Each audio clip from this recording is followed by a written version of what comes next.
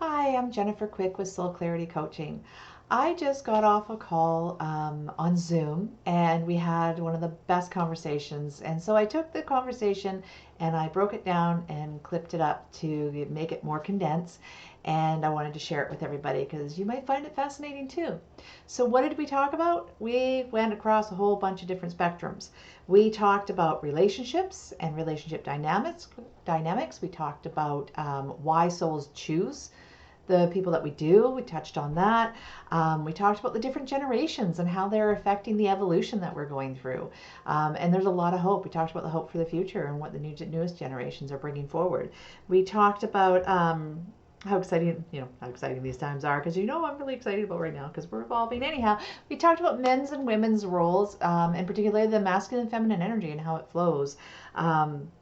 So yeah, we talked about a whole different perspective of a whole lot of different topics, and we covered them. And I hope you enjoy the clips of reels that I put together.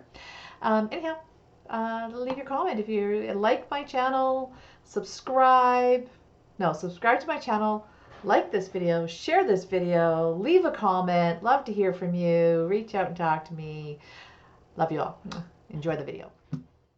So basically, your soul vibration, right? When the soul decides that it's going to condense its energy down to physical form, it matches what it wants to work with in this life.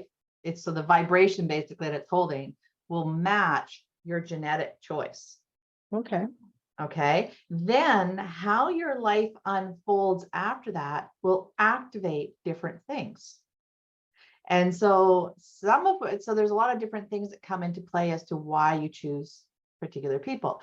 First of all, if you're drawn to this kind of stuff, you're like, and you're drawn to this kind of stuff, you tend to be a very loving and compassionate being who's struggling maybe in being so, and tend to be the person in the family that is the one doing this kind of work. You're usually the starseed, because usually every family has a starseed that's meant to crack open the family. They're the ones that are really more driven, and they actually heal a lot of genetic line. The fact that your daughter is also in there even shows that more, because starseeds usually welcome in the next generations. Well, Kat and I are very, very close, like strange. I'm not gonna say strangely close, but like very, very close, the two of us. Yeah. Yeah. And We choose who we come into this life with, right? We choose who we come into this life with and what roles we're going to play for each other. And generally, the older generation, we clear a certain wake, right? And like, people who like 35 and up that are stepping in and doing the healing work, we tend to have a lot more healing work than people who are 35 and under. The younger they are, they seem to be coming in with higher soul vibrations and less karmic garbage, but they are working in a lot more genetic stuff. I feel that's true about you. And they're pushing forward at a much more clearer way. I don't know how to explain it, but yeah, the older generation, we kind of made a safe space to welcome them in. Maybe less encumbered, because some of the things that I learned growing up about, maybe how we look at religion, how we look at our role in the world, those kind of things. She's not encumbered by that. She knows a lot of these things because we've talked a lot about philosophy, religion, ethics, all those things. But I've been more open-minded. I've never, you know what I'm saying? I've exposed you to those things so that you have a high understanding of these things. But when I was growing up, a woman was either a nurse or a teacher, certainly not a doctor. Yeah. So we have like a different kind of blindered view as this generation I'm in. We were blinded. But, we fought for some kind of equality in pay and, maternity leaves and stuff like that. Like, we were the fighting generation. People say, oh, boomers, but boomers worked hard to get women where they are today. Each generation has its role in the spiritual awakening that's happened. You broke it, like baby boomers. I love the generational discussions, but baby boomers they kind of broke open a lot of the barriers. They refused to, they broke open so many barriers and restrictions, and they accelerated this line. And that's where they get demonized, is the fact that they exploded so much technology. They exploded so much thinking and opened up minds and just opened everything up. And of course, when you open everything up, it's a chaos. It's like the Christmas box. The first view is a very big chaos, right? Yeah. And that's kind of what unfortunately became the legacy of the baby boomer, is this like, oh my God, who put these decorations away last, right? It's a disaster. Well, it's true. That's a really good analogy. But I have to tell you, I'm very young on the edge of baby boomers. I'm actually in a subset called Jones generation. So I was appalled by baby boomers and their selfishness growing up. And it was my generation that started really recycling and caring about planting trees and stuff. So I guess like you say, every generation has its role. Everybody has their own kind of mission in life. And my mission, I feel, is just to be a mother with a family. I love that. I love that I'm a mother with a family and that we love each other. That's everything to me. There's always, in every generation, there's the front line and then the carry out, right? Mm-hmm. And so that's, you're on the back end, the carry out, which bridges into the Gen Xers a lot more. Just Gen Xers, they had no rules. They always is the joke, they raised themselves. But what they did is they were very disillusioned by the world, because they grew up on, they were the first generation to grow up on media. And they discovered at a very young age that nobody was there, basically, and that everything they saw on media was a lie. Yeah, true. And the lies were everywhere. And so they eventually rebelled against the lies. And they also came out into a time when they entered the workforce, which is a really defining point. The jobs and career paths that were before them weren't really there anymore. They didn't see it. That's true. And a lot of it wasn't there, right? So they actually had to get really inventive. And they kind of opted out of society. Yeah. In a lot of ways. And then we go into the millennials, and the millennials kind of reflect a little bit more of the baby boomer mentality. And the front line of the millennials are very much like that front line of the baby boomers, where it's consumerism, it's glamour, it's all me. me. And look at me. But they are so over celebrated. And yet at the same time, they don't really have a hope of a future either. No. Millennials generally don't believe that they'll ever own a house or have a retirement.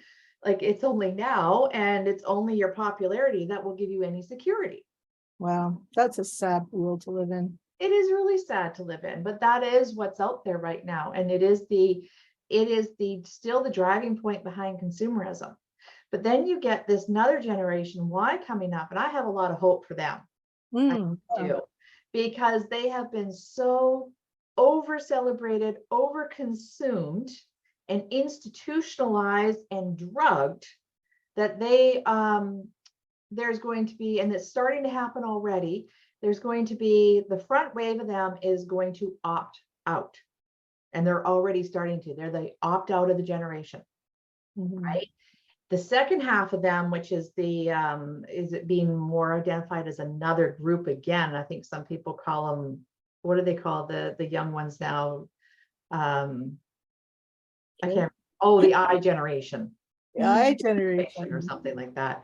Right? And it's actually the second half of this generation Y. So the first half of the generation is stepping out and saying, we're not participating anymore. Kids are actually putting holes behind pictures in their walls and stuffing pills down it. Oh my God. Yeah, they're exchanging them at school for hives. Right, all this medication that's being given out. So it's a whole different thing that's going on, and they're going to opt out. They already are. In universities, it's actually a growing trend to have a flip phone. It's a growing trend to not want to be on Zoom and learn in environments like this. They want to see people in person. That's very interesting. Yeah, and it's all starting to flow that way. That's very human too, to want personal contact and not to be just a virtual contact. I think that's really great, honestly. They are also stepping away from, they want retro. So that's why retro is really big, is because early 80s TV and 90s movies and that, the mind control and the subliminal messages were so much less. Yeah. And the artistry was still done, a lot of it was still done by hand versus computer generated. Yeah. Right. So they're rebelling really against the AI that's coming online. It's the front end millennials that are jumping on board with it. But the generation Y that's coming up is starting to go, no, no, no, we want natural earth things. And so they're very much looking towards the earth to heal themselves, because they are also the third wave of toxicity. So they have massive amount of toxicity. So because it's generational down, DDT only affected your generation so much, right? And the baby boomers so much. Then Gen X had a few more, enough that we realized we needed to change things. But this is the third generation, and it's actually much, much heavier effects on them, is what science is showing, versus what it had on the baby boomers or even Gen X, because they're the third generation. It literally is changing the structure of the human, right? Yeah. And so they're seeing that and they're rebelling against it and they're turning away from it.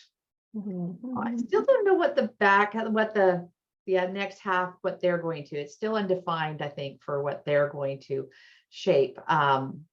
But I think they are going to be like, the second half of Generation Y is going to be a bit of a bridge between technology and actually living on Earth and being in tune with Earth. Right? Because I mean, let's face it, none of us want to turn all technology off. I don't want to go back to an outhouse. I don't want to pound forward in a stream with a rock. Like, I like working from home. I like all the things tech does for us. I just don't want to destroy my world doing it. That's And right. I think that's what the second half of Generation Y will bring forward. Yeah. So that's my generational overview. I don't know if that gave you some insight. Absolutely. And I feel really good about what you told me about the Generation Y part 2. It's great. I mean, I have always worried about AI myself, as we all know. I don't like anything too much to do with it, to be honest.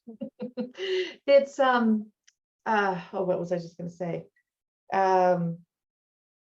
It's interesting too, when you're watching the news and you're looking at things going on, all the negative stories that come out, you have to start to take the viewpoint that these are shadows being revealed. There's nothing new.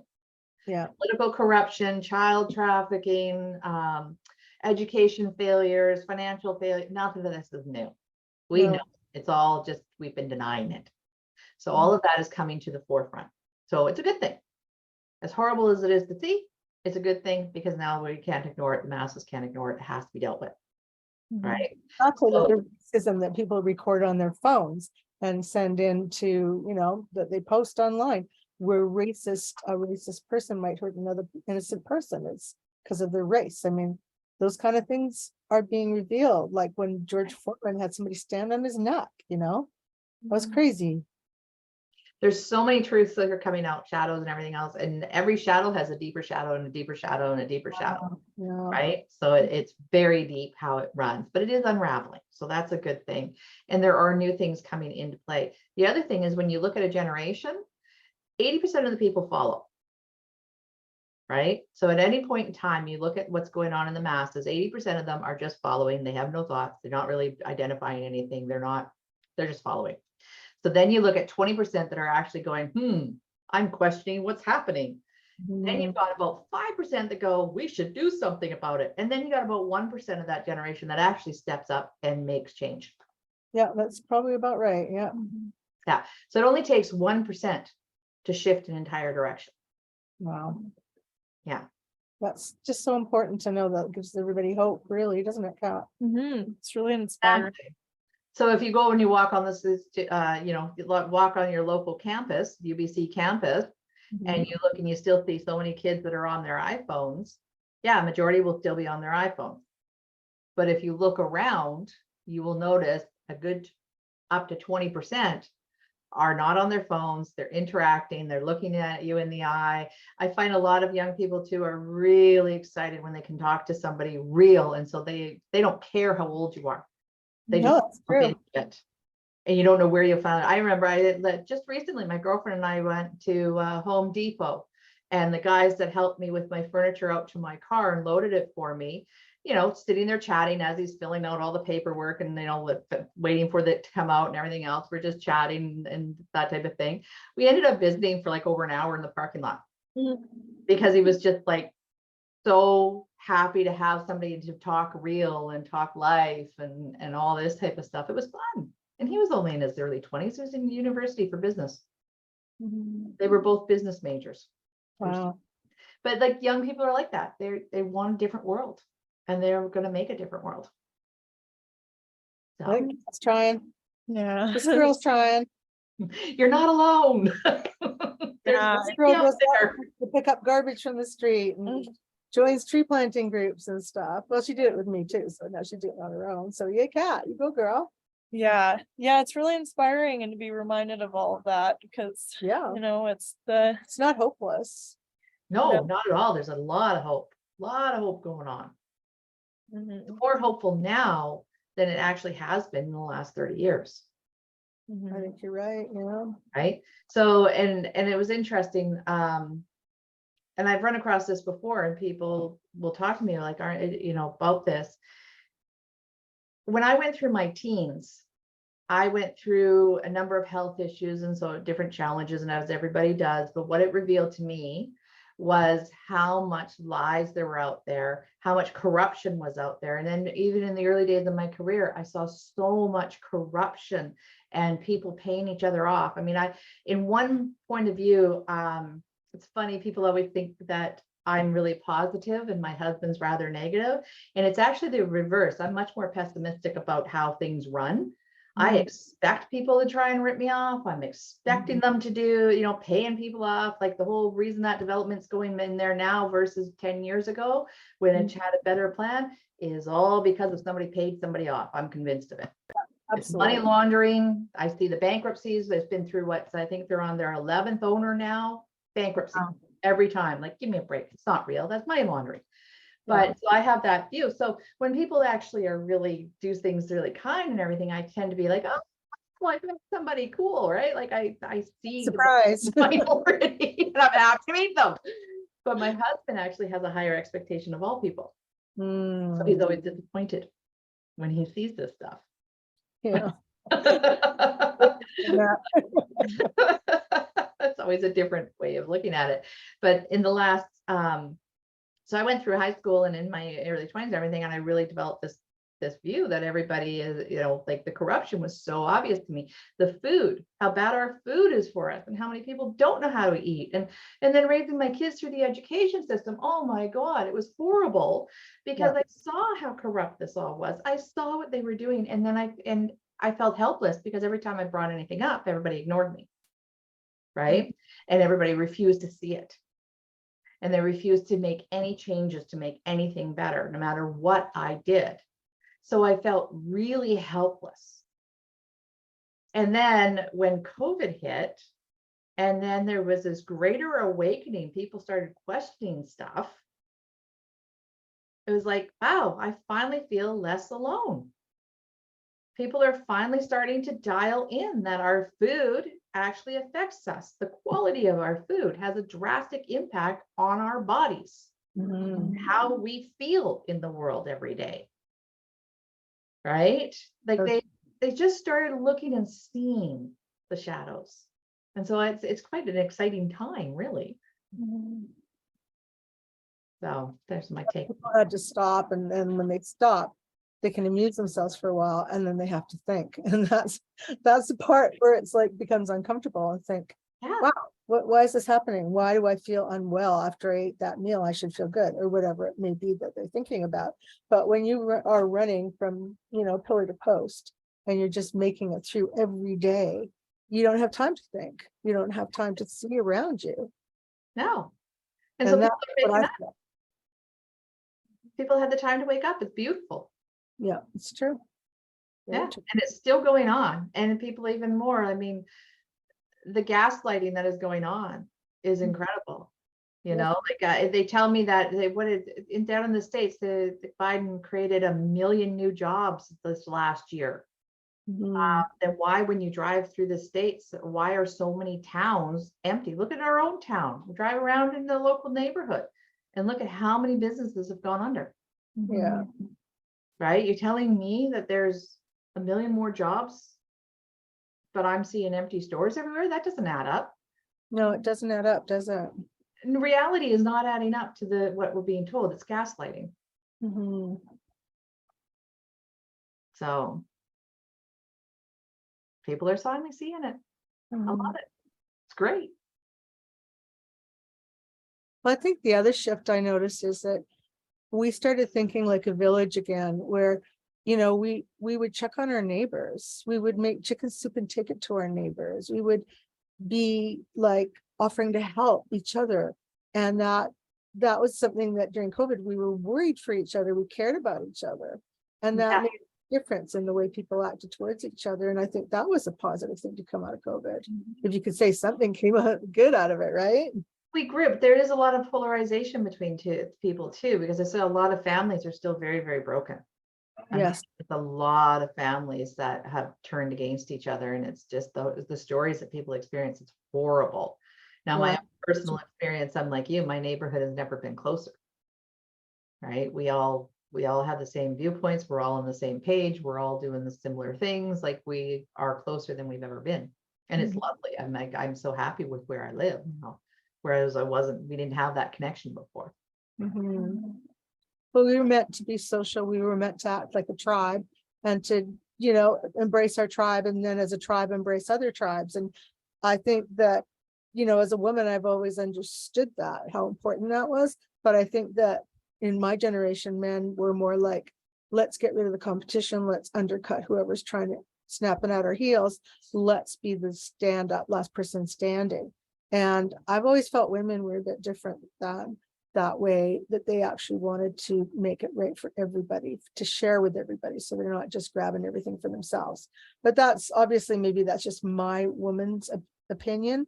There Two probably different things. are other people thinking differently, of course. There's two different things going on there, because women are like, if a woman goes, and if you have a man and a woman in the same job position with the same credentials, and they go in to negotiate for a raise, Mm. man will negotiate and win more often than the woman, unless the woman's motive is tied to a greater good. Yeah, oh, that's interesting. That's a good point. I bet that's Then true. she will win every time. Mhm. Okay. Yeah. But women are also the competitors. Men are much more open in their competition. It's the alpha dog who's, what status do you carry? And then that's the status, and they understand it, and they're more physically forward on it. Whereas women are more manipulative, and we are in competition to everybody. Women are always in competition to each other, and they tear each other down, and they do it in a manipulative, quiet way. Whereas men, because they don't have the physical strength. And so men, it tends to have more violence, intimidation, and physical dominance to it.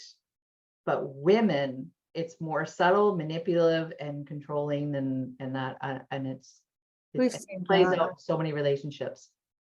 Yeah. Because both sides have toxic, right? Mhm. Men, there's a lot of men that step into the role of leadership and protector, and they are working on the better behalf of the entire group.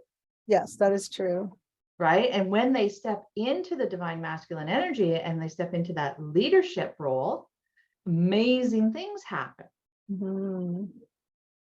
Right. There's an energy and drive that happens. That's true.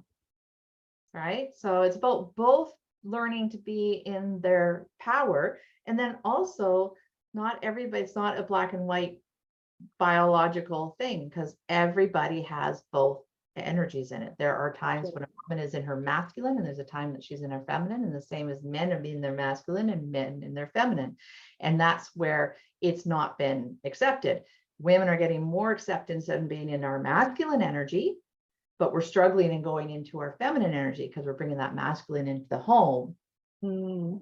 And we're getting stuck in our masculine, which is destroying our relationships. Whereas men, they still get celebrated, and actually the entire work world is designed to match their hormones and to feed their egos to making them feel better in masculine energy.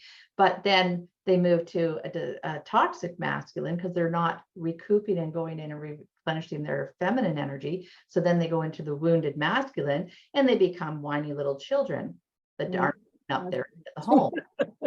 And so it gets polarized within the home, which is why we have so many great relationship breakdowns. Because it's showing up mostly in the home. Yeah. That's where all the important things seem to happen sometimes. Yeah, it all makes so much sense. Like, especially when you say it that way about it being like a masculine built world. And then it just being like over focused and not like a balance of the masculine and feminine. Well, I mean, the masculine hormonal cycle runs on the sun cycle, right? And we all have testosterone in our body. Yeah. It is driven on the sun cycle. That is the circadian rhythms, whatever, of the sun, 24-hour day. But feminine energy is actually on a 4-week. Right? And so there are times in a 4-week cycle where you're more creative, other times when you're more social, times when you're more analytical. So like when you learn what those rhythms are and you're allowed to follow them, your feminine energy will actually come out much stronger and will be much more influential. Right? As well as it'll be more fluid within your life. Right? And again, both sexes have both energies. It's just a matter of which one do you reside to more for you personally. Right? So in the different times in our life, we have a tendency to be more in one versus the other. For sure. So it's very interesting, the different dynamics that go on between the two energies.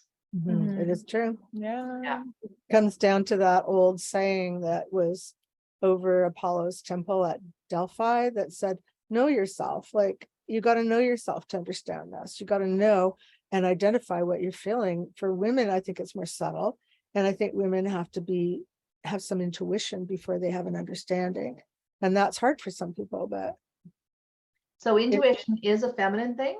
And people often say that it's women that are intuitive and men are not, but it's actually a language difference.